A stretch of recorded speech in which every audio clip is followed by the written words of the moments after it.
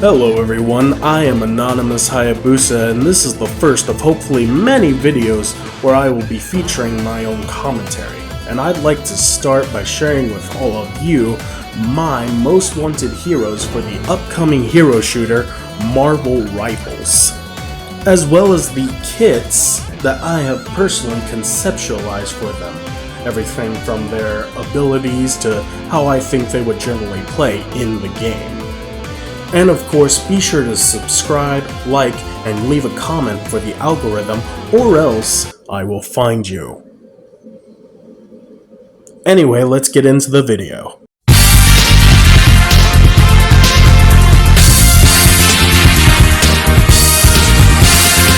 The first hero I'd like to talk about is Cyclops. Now, real quick, I'd like to give a shout out to AZ Snap on YouTube. He is a Marvel Rivals content creator, and he made his own concept of Cyclops for Marvel Rivals. And I will leave a link to that video in the description below because I did take some heavy inspiration from his concept. I have made Cyclops a duelist with 300 HP and a 2-star difficulty. His primary fire, Optic Blast, are simple energy projectiles that Cyclops can fire rapidly. The speed of these projectiles are relatively fast and they can hit critically. And for his secondary fire, it is Optic Beam. It is a beam that is hit scan and cannot critically hit. It also has pushback to it, meaning that on the ground, you will walk back slowly as you fire the beam, but in the air it acts as propulsion, meaning that you can launch yourself in the opposite direction you fire the beam. I found the whole knockback and recoil of his secondary fire to be interesting, so I took the liberty of adding that from AZ Snap's concept. The ammo that is shared between his primary and secondary fire is 100 energy. You can think of this whole snippet of Cyclops' kit as a more grounded Iron Man. For his ultimate, I of course went with Ultimate Optic Blast. This is a large, continuous beam that annihilates enemies, but keeps Cyclops in place. Basically meaning that you're gonna be stationary while you use this ability, whether it's on the ground or in the air. The trade-off is that you can slowly aim it as you're using it. If you've ever played X-Men Children of the Atom or any of the Marvel vs. Capcom games that Cyclops is featured in, you should be familiar with his Hyper Optic Blast. That's basically what this is. Behold! Optic Blast! Hyper Combo KO! Going into his first ability, Inspiring Leader grants Cyclops and any surrounding allies a temporary speed increase, but only Cyclops gets the benefit of being able to ricochet his Optic Blast and beam off of surfaces. Optic Blast can bounce off of 3 surfaces before hitting an enemy, and Optic Beam will ricochet off of 1 surface. His second ability is also taken from the Marvel vs. Capcom games, Gene Splice. This launches Cyclops and whoever he is hitting into the air with an uppercut. This can be chained up to 3 times, meaning you can keep hitting the button and get an extra hit in each time. This does make the cooldown for the ability longer, but more hits means you get optimized damage, especially when you combo it with his third ability, Optic Burst. This expends the optic charge gauge of Cyclops to release a short-range burst of energy, knocking himself and his enemies away from the point of impact. That leads me into his passive ability, Optic Charge. Damaging enemies with Optic Blast or Optic Beam builds up the optic charge gauge. Using Optic Blast or Optic Beam while the optic charge gauge is full will result in an overload. You do get a warning from this when you are about to overload, And the overload itself will damage Cyclops if he uses his primary or secondary fire while the charge is full. But the more full it is, the more damage that ability 3 Optic Burst will do. So it is meant as like a get off me tool while also being a viable combo option with Gene Splice. I didn't come up with a team up ability, but I imagine it would be something along the lines of, if you have so-and-so from the X-Men on your team, then you will get some sort of benefit or extra ability.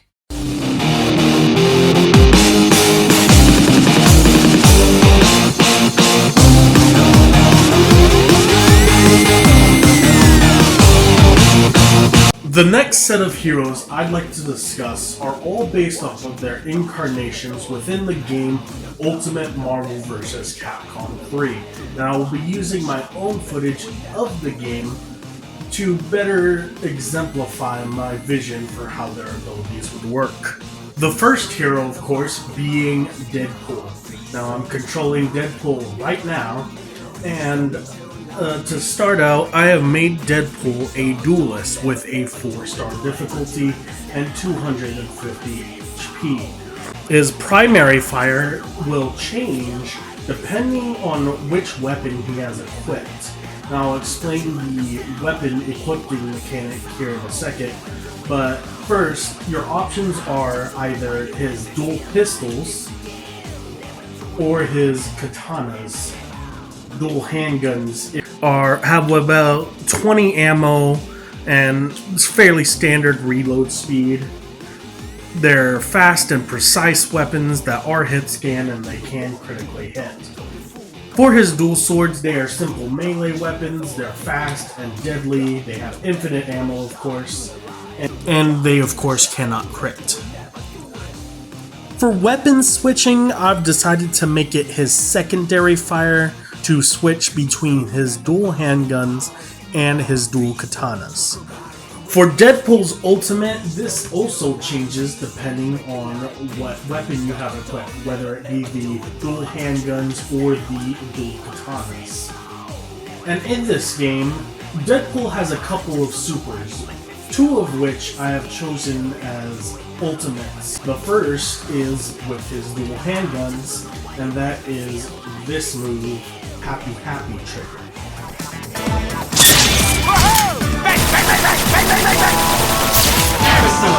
This ultimate would be basically a beam, but with bullets instead of, say, energy or something like Ultimate Optic Blast. But it would be a much tighter area that Deadpool would cover, and it wouldn't do a whole lot of damage, but it would inflict a status effect called Bleeding.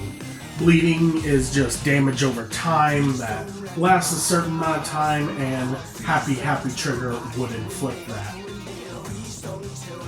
His second ultimate are for his dual katanas, and for that it is Cutting Time.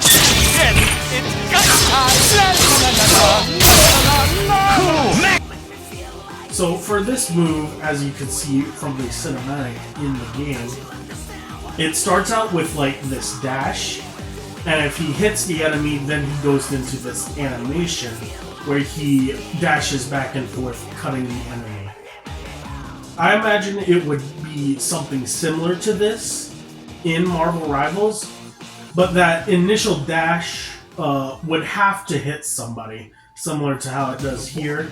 Like if I don't hit him, the animation doesn't go into it. But if you do hit someone, it would be a long distance dash, and anyone who Deadpool cuts along that path would get stunned, and they would remain stunned for the duration of the ultimate, similar to how Iron Man is here in this cinematic. And instead of just back and forth dashing while cutting, I imagine Deadpool would teleport around a certain area where he caught the first few enemies within his dash. And he would dash and cut as he teleports. This brings me into Deadpool's abilities, starting with Ability 1, which also changes depending on what weapon he has equipped. Ability 1 is Ninja Gift. Now in the game, I originally had it similar to how it is here, like this is Ninja Gift. This is Fireball forward and an attack button. You have 3 options with this move in Marvel vs. Capcom. You have shurikens, you have a grenade, and you have a red bolo. This traps the enemy for a few seconds, this blows them up, does damage. This also does some damage and a little bit of hit stun. But I originally had it to where if you press the button for Ninja Gift, it would be random, complete RNG. You would either get the shurikens, the grenade, or the bolo. And they would all do different things, of course, depending on which you get.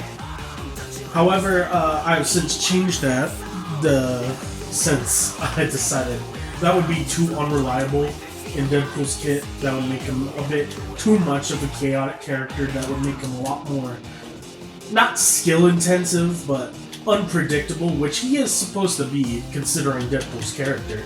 But I decided to make player skill more apparent, like giving you an option instead of a random chance to get something good. Like the shurikens, even in this game, the shurikens aren't that great. I decided to take more inspiration from the 15 Deadpool video game for Xbox 360, where instead of RNG, you press the button for Ability 1, and you got either a grenade, or you could get the bear trap that's in the Deadpool. So you have an option between, do I want a grenade that explodes in an area or on impact, or do you want a bear trap that can hold someone in place for a few seconds? The continuation of Ability 1 is with his dual swords when you have those equipped, and that is Quick Work, which is this move I'm showing right now in the game. Quick Work is a dash with his swords. Now, instead of this like rounded dash that launches the opponent, I've gone with more of a traditional Genji dash if you have ever played Overwatch. Deadpool would dash through the opponent with his katanas, and he would cut them, and it would apply bleeding. This is another one of Deadpool's abilities that apply the bleeding status effect. That's damage over time for a certain amount of time, and if Deadpool kills the opponent, either from the initial like cut of the dash or the bleeding status effect, then he gets a dash reset. This would allow him to dash again. And he could dash as many times as he wants, as long as he kills someone with Quick Work, whether it's the swords or the bleeding status effect. Also, I believe he should get bonus health on kill. Although that might be a little bit overpowered, a duelist with 250 HP might need it. And if Black Panther, who has 300 HP, can get bonus health off of his dash, then I think Deadpool should at least get it too, at least on kill. Anyway, that leaves both of the abilities I have for Ability 1. For Ability 2, I went with Teleport. Deadpool has always had this teleportation belt, or like spatial displacement belt, for, you know, getting around and being even more unpredictable than he already is. And for this ability, you have 2 charges. With these charges, you can teleport in any direction, whether it's left, right, forward, backwards, etc., etc. And it will be a kind of short distance. You have 2 charges. And once you run out of charges, if you use the ability again, there we go, I did it twice there. You get a malfunction. And what a malfunction does, it pretty much does exactly what it's doing in the game. There we go. It pushes the opponent back and knocks them down for a second. that effect would apply here too, to the ability in Marvel Rivals, is that if you use the teleport too much when your charges are down, when they're both on like their individual cooldowns, running out of them will, and using the ability will cause a malfunction. This does a little bit of damage, it knocks Deadpool down, and it knocks the opponent down if they are within the blast radius, which is quite small in both circumstances. That's a little trick you can do. You can do it multiple times if you have the skill. Another thing the malfunction would do is that it would reset your charges. Meaning you get all your teleports back as soon as you malfunction. So you have kind of like a risk-reward system where if you're just spamming teleport, you just make yourself vulnerable, and you could even kill yourself with it, I believe. Now for ability 3. Now this move also changes, but only when you use it. And for ability 3, I have chosen Katana Rama. That's this move right here. It's a really quick sword slash that would be kind of wide, and the main function of Katana Rama would be to turn into chimichangas. It does it as automatically as you use this ability. You just press the button, you use it, and then Katana Rama automatically becomes chimichangas. That's an additional knockback moves that you get in this game by pressing B as soon as you do Katana Rama. Starting from the beginning again, Katana Rama would be a wide slash, and it would stun the opponent for like half a second. Within that half a second, if you don't press the ability again, you do not get chimichangas. And if you do not get chimichangas, then the stun runs out and the opponent can move again, yada yada. But if you do, you get a wall bounce in Marvel vs. Capcom, which would translate into, say, a hard knockdown or a wall stun if you knock the opponent into the wall, because Chimichangas has very heavy, it would have very heavy knockback in either game. So it's also a get-off-me tool, Katana Rama into Chimichangas, that would also benefit you by knocking the opponent down for a second if they hit a wall. So you can think of it like Doomfist and his main punch in Overwatch. For his passive ability, I think it's obvious that we have to go with the healing factor. Deadpool comes back from just about anything, and of course we would have a dumbed down version of that in Marvel Rivals. It's just a simple, when you're out of combat, you heal like 10 damage per second until you're at full health, but it would not heal bonus health, and it would be interrupted were you to take damage while it's active, which means you have to wait out of combat for another certain amount of time before it activates again. Anyway, that is Deadpool.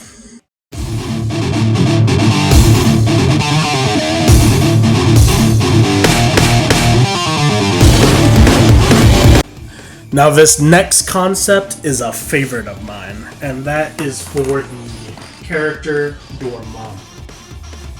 Also in Marvel vs. Capcom 3, I have based his kit for Marvel Rivals entirely off this game. I have made Dormammu a Vanguard with 700 HP and a 5-star difficulty. I made him especially difficult because I believe there should be more like skill-intensive heroes like Spider-Man in the league game, and there should be at least one 5-star hero for each role. And for me, that's gotta be Dormammu. This is one of my favorite characters in both this game, and if he ever comes to Marvel Rivals, he'll probably be one of my favorite tanks to play in that as well. Although I probably won't be very good at him either. Starting with his primary fire, I've made it Chaotic Sparks. Now, there's no example for this in the fighting game, But they're basically just small bolts of fire that are projectiles, but they are hit scan, and they can crit, and they're very precise. So, small, precise, hit scan weapon. That sounds fairly standard for any hero, especially even a tank. They probably wouldn't do that much damage, and you'd only have about 12 ammo for it. For secondary fire, I made it Chaotic Flame. Now, Chaotic Flame in Marvel vs. Capcom is a super, but I would definitely dumb it down to like something worthy of being just a secondary fire. Like, it would probably be a small cone, nothing huge like that Chaotic Flame. And you could charge it, and what happens when you charge it is that you're charging your Chaotic Sparks ammo for Chaotic Flame, and it would take about 6 charges, which is about... So it would cut your ammo in half whenever you use it. So you could use Chaotic Flame twice, basically. I'm going to skip Dormammu's ultimate for now and save it for later because I really like it. And for now I'm going to talk about ability 1 and 2 at the same time. Both of the abilities share essentially the same description. Use a Dark Totem to increase your creation level by 1 up to 3 times, depending on your destruction level. And for ability 2, it's the same thing, but your destruction level, and it depends on your creation level. So this move and this move, he can only use up to 3 times in combination with each other. So you can get 2 blue and 1 red, or you can get 2 red and 1 blue, basically. If you're just going to use color coordination as a method of keeping track of your creation and destruction levels. That brings us right into ability 3, which is Liberation. This move. It's basically a pushback move. Does very low damage, but a little bit of knockback. And this is what would happen if you just use the ability by itself. What you're actually supposed to use the ability for is as follows. Cast a variety of spells depending on your creation and destruction levels. Your creation and destruction levels, combined or otherwise, cannot exceed level 3. Using Liberation will put all abilities on cooldown, the length of which depends on what spell level is used. Spells and their levels combinations are listed here in a moment. Level 0 is simply a low damage burst of dark energy. Moving on to the spells that you can use with Liberation. Creation level 1. Now in Marvel vs. Capcom, creation level 1, and if I use Liberation, it creates this little spike pillar.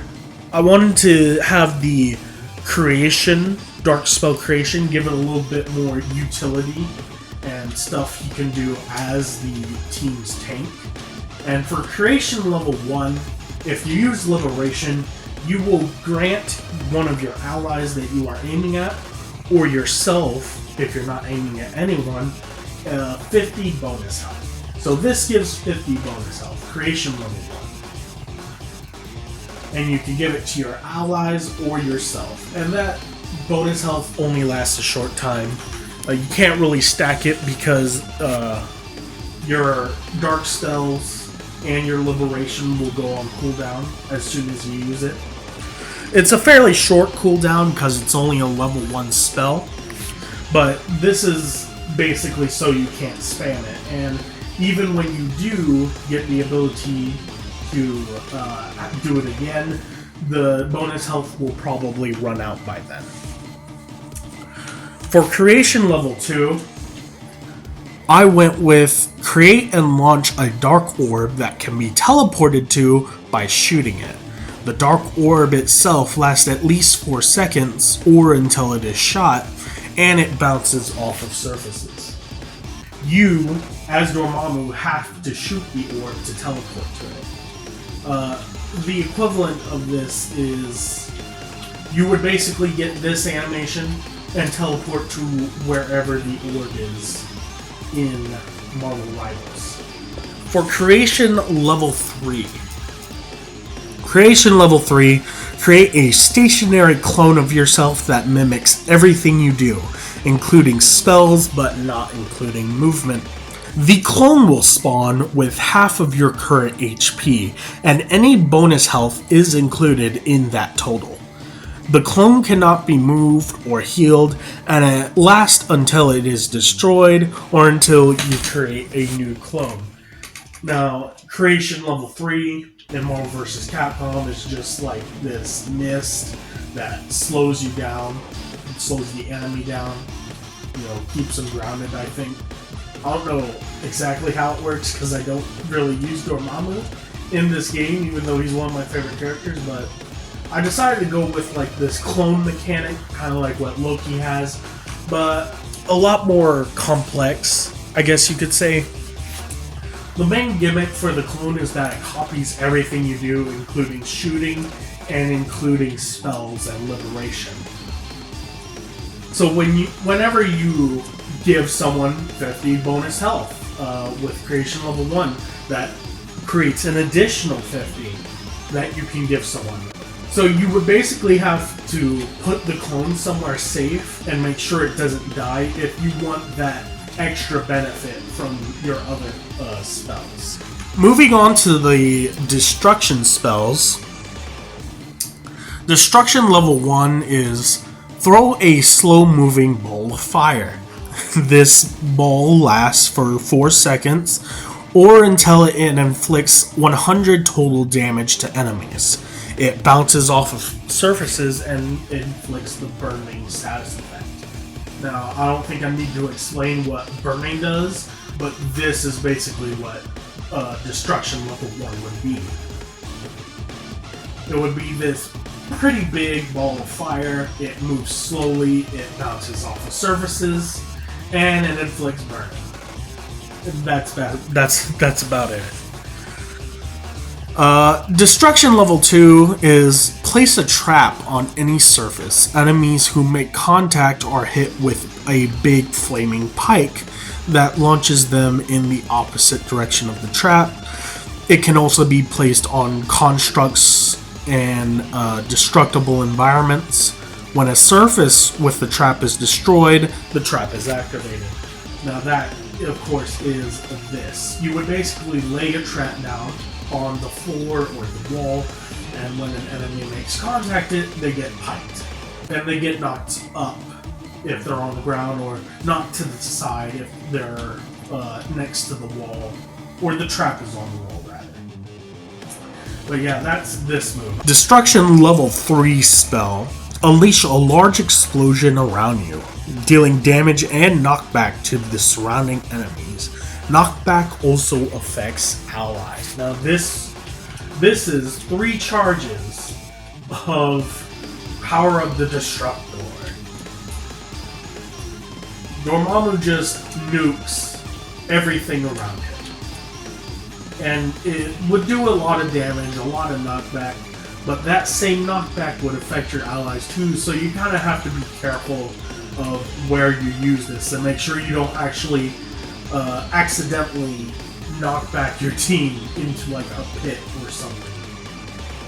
So it can kind of be like a, hey, get away from me, or it can be even a kill tool, because I imagine as a level 3 destruction spell, it would do a lot of damage, as it does here in this game. Anyway, that's for like the single note creation or destruction, pick your poison. But what if you wanted to do both at the same time? Well, there's levels for that too, and spells for it. Creation Level 1 and Destruction Level 1. Create a field of mist around you that debuffs the damage of enemies within it, and buffs the damage of allies within it. This mist remains on Dormammu with him as the center and lasts for about 3 seconds. So, Creation Level 3 in this game, that would be the mist. that stuff at his feet that would basically encompass a radius around Dormammu as he moves around, and it would debuff enemy damage while buffing ally damage. Creation level 2 and Destruction level 1 create a small deployable black hole that slowly pulls in and damages enemies over time within its radius. It has low damage over time, it lasts about 4 seconds, and it slows the walking speed of enemies, but does not disable any of the enemy's movement abilities, like any dashes or web swings or what have you. So it can be escaped. But in this game, it would basically be Dark Hole, which is this move in the game. This little black hole thing would it can be placed anywhere, and it would do exactly what I said. It pulls in enemies slowly and damages them very lightly, but it can be escaped. That brings us to his final spell, create Destruction level 2 and Creation level 1. Select an area and rain down small meteors on the area for a few seconds. This lasts about 5 seconds and the meteors themselves inflate burning. In this game, it would be this move, basically. Or rather, this move. This is Destruction 1, Creation 1, and Liberation to rain down meteors.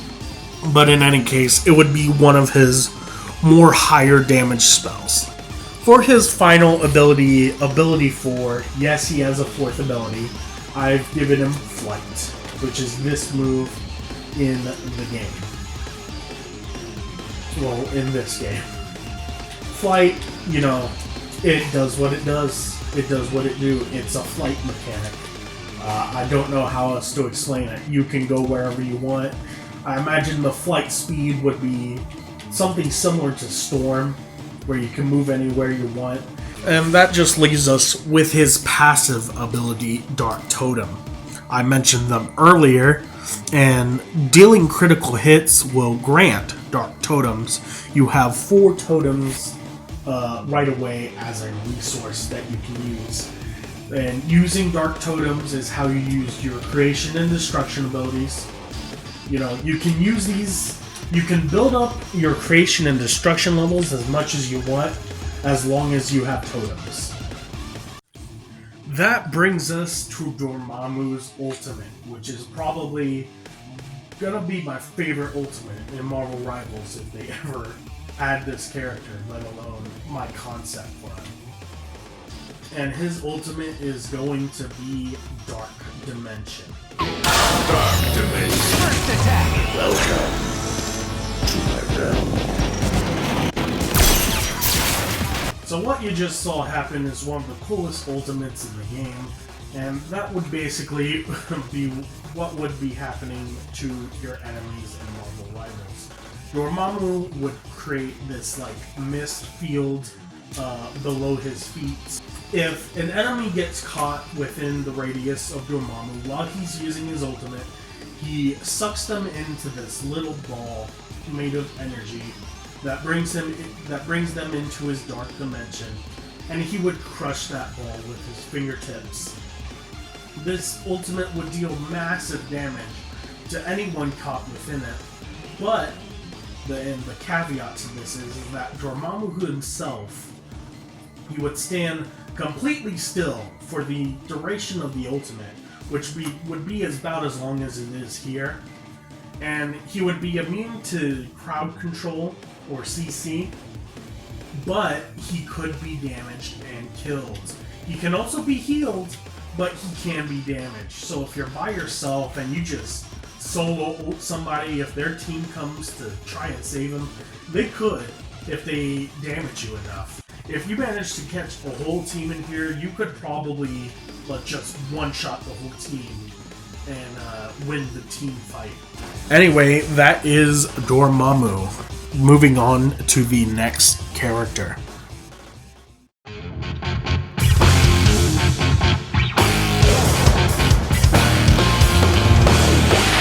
moving on to the final character I have inspired by Marvel vs. Capcom is Ghost Rider. Now, it might be a bit of a weird take on my part, but I have made Ghost Rider a Vanguard, because I believe putting him in the same health pool region as a duelist would not do a whole lot of justice to this character. So I gave him 650 HP with a 3-star difficulty. Starting with his primary fire, Chain Rebuttal, or Rebuttal. I don't know which way you pronounce that, but it's this move in the game. But it could be any like chain lash attack that allows you to lash at your enemies with either flaming chain whips or whip, or, you know, any chain attack that's normal, I guess. Chain Rebuttal is of course a melee attack that cannot crit, but it has a very decent melee range. For secondary fire, I have made Hellfire, which allows Ghost Rider to spew a stream of flames, basically a flamethrower from his mouth, that allows him to burn his enemies. It is a short-range beam, it cannot crit, it has low damage over time, but it does inflict the burning status effect I mentioned for Dormammu earlier. Ammo for Hellfire would be a resource, like fuel, if you want to call it that. And it works like any other fuel resource. It would recharge over time when you're not using it, but it runs out pretty quickly, so you can't just spam it. For Ghost Rider's ultimate, I call it Rider's Judgment. This hyper combo in the game is just him using his bike. But in Marvel Rivals, I've decided, yes, he rides his bike, but it leaves behind a trail of flames as he rides. And these flames can inflict burning on enemies and damage them over time if they step in it. And that will last a while, or at least as long as the ultimate lasts, which I think should be pretty long. While you're using it in Marvel Rivals, you can do whatever you want. Basically, you can go wherever you want. You can ride on walls, you can jump with the bike, and you can drift. So you can basically just, you know, play a racing game while everybody else is playing Overwatch 3.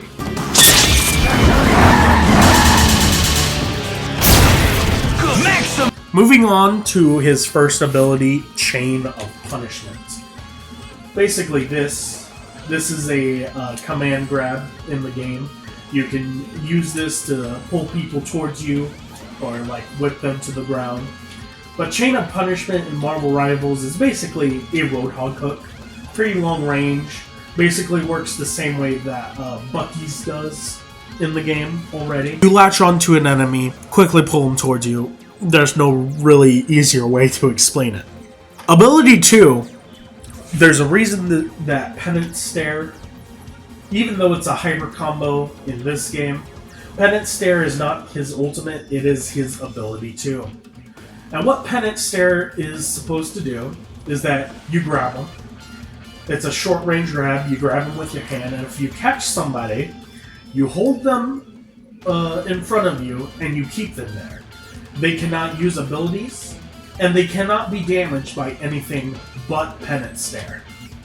And while Penance Stare is active, it does damage them over time, as long as you're staring into their eyes, you know. Ghost Rider cannot be healed, and you're completely stationary while it's happening. Like, you're just sitting there. It's basically locking yourself and an opponent of your choice out of the fight, because you can hold this indefinitely. You can miss. You can just grab air. And if you grab air, the ability goes on a long cooldown. And even if you let it go early, Ghost Rider will slam the enemy on the ground for a little bit of extra damage, not much. Ability 3 is Heartless Spire. Now this is one of his only defensible tank abilities, if you could even call it that much.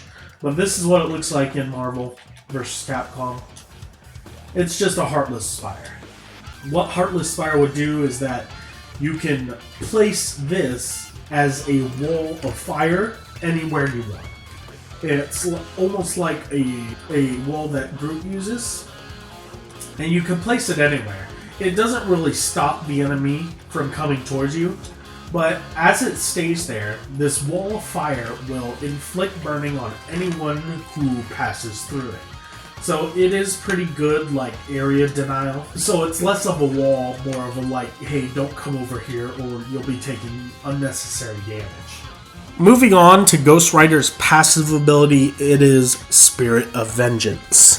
I have made Spirit of Vengeance do the following. All abilities do more damage, and all cooldowns decrease overall depending on the number of your killed teammates. Meaning that the number of teammates that are currently dead on your team dictate how much more damage your abilities do. Like your main abilities, not your primary and secondary fire, but ability 1, 2, and 3 all do more damage, and their cooldowns are reduced. Which sounds very, like, contradictory to Ghost Rider's role as a Vanguard, but that's kind of the point.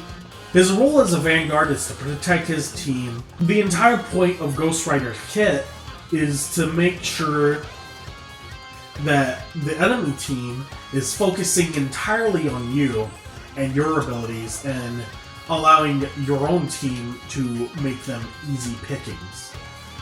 So Spirit of Vengeance is last resort. You only really take advantage of it if you've already failed at your job as a Vanguard and you need to like clean up your own mess. And I think it really does embody Ghost Rider as a character, as the Spirit of Vengeance, to like get a buff from the slaughtering of the innocent, you could, if you want to word it like that. Anyway, that is my concept for Ghost Rider. The last two characters I'd like to talk about are to fill out the Guardians of the Galaxy roster within the game, and that is of course Gamora and Drax. Starting with Drax, I have made him another Vanguard with 550 HP and a 2-star difficulty. His primary fire is purely melee based, being either daggers of Katath or Katathian fists. He swings either his blades or his blunt fists to damage enemies. Of course, it cannot crit, has infinite ammo, your standard melee primary fire. And the reason I have two different attacks listed for it is because of his secondary fire, Dagger Throw, where he can throw a dagger of Katath that can damage and lodge into enemies. Of course, he has two of them, and if he uses his secondary fire twice, that means he loses both daggers, and his daggers of Katath become Katathian fists. Thrown daggers will return after a certain period of time, but they can be picked up manually or after killing an enemy with a dagger lodged in them. And of course, you become disarmed once you use both daggers, meaning you have to use your fists, which would do the same amount of damage as the daggers themselves, assuming you still had them in your hands when you're using your primary fire. His ultimate is Wrath of Katath.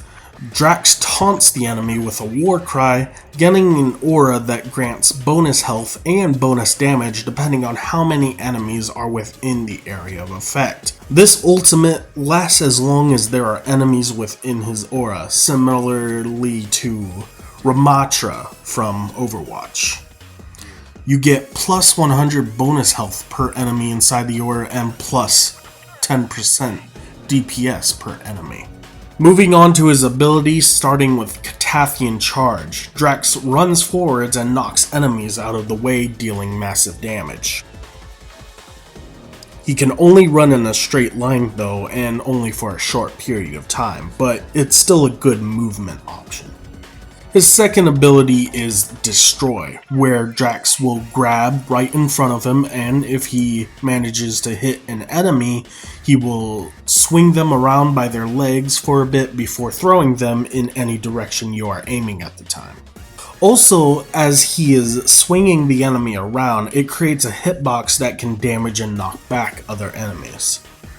Moving straight on to ability 3, Pound and Pummel, Drax leaps into the air before slamming the ground, causing a shockwave that launches enemies up in the air. He can aim this in mid-air, and it does scale with damage depending on the height that you drop from. This leads us into his passive, Drax the Destroyer. Deal more damage to opponents with large daggers on them, which can stack if both daggers are within an enemy. Meaning that all your abilities and attacks will do at least 1.5 times more damage with at least one dagger lodged in an enemy. Drax does have a team-up ability, but I will save it for later because it basically matches the same as Gamora's, who we will talk about next. I have made Gamora a duelist with the standard 250 HP and a 3-star difficulty. Her primary fire is another standard melee primary fire, Deadly Blade, hacking and slashing enemies with a sleek sword. Now this melee primary fire can crit, but only with her passive, which we will talk about later. Her secondary fire is a plasma pistol. This fires shots from her sidearm and her offhand, and it is a semi-automatic low damage and precise hit scan weapon that can critically hit, and it has 15 ammo with a fairly fast reload speed.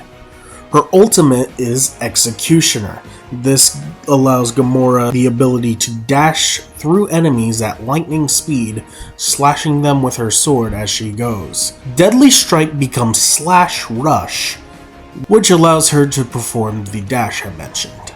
And she's allowed to dash continuously until the ultimate ends.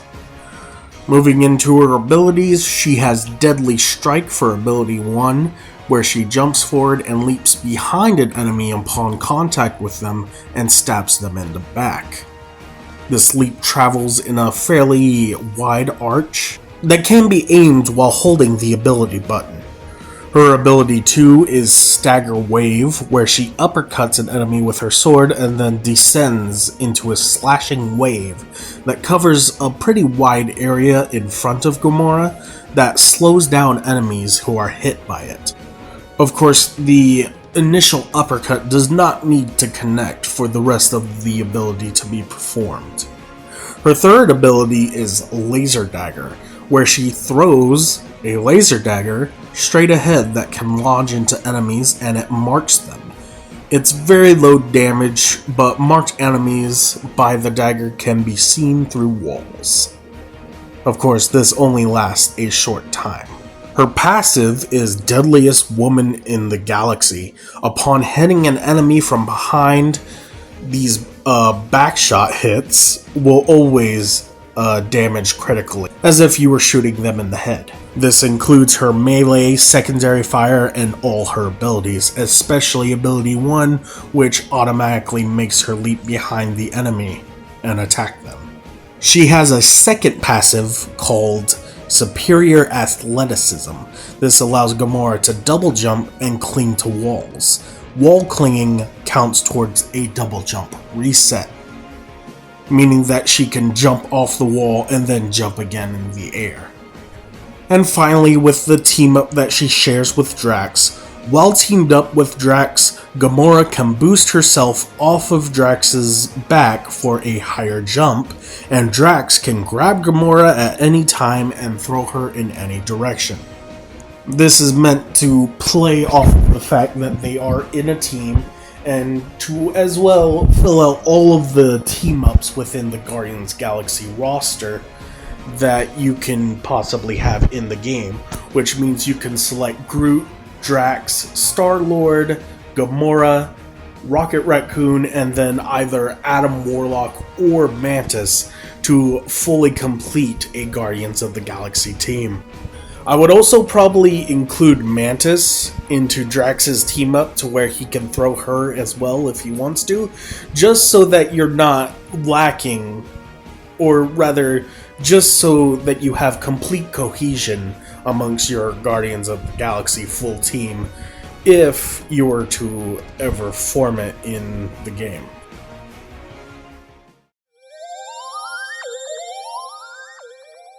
And so those are the characters that I most want for Marvel Rivals, as well as the kits I think they should have in the game. I'll say a couple more things really quickly. First, shout out to Val Starlight on YouTube for suggesting that I have Deadpool switch his weapons whenever he uses an ability instead of having it be on a button. And I think that's a good idea.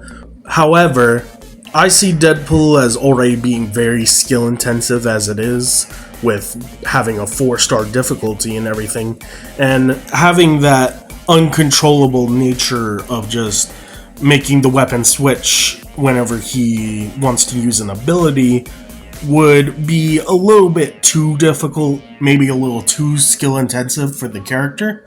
So I just have a normal weapon switch mechanic like the Punisher or something. Also, when I posted these concepts in the Marvel Rival suggestion in the Discord, people had really good responses to most of them, especially Dormmamu and Ghost Rider, but someone did mention, and I don't remember who it was, but they did say that NetEase or Marvel Rivals the game, that they wouldn't be able to use fan concepts because of like intellectual property issues or something. And I don't expect NetEase or the devs for Marvel Rivals to be watching this video or even bother taking any suggestions I might have, especially with how amateurish this video is, being one of my first. But I will say that if I inspired anyone at all in NetEase to use any of these concepts or abilities or characters that I've come up with, that I don't care if they use them, and I don't even need credit if they do somehow, some way. This video was really just for fun and to share my ideas with everyone, pretty much. Anyway, with that, I will see you all next time, and thank you for watching.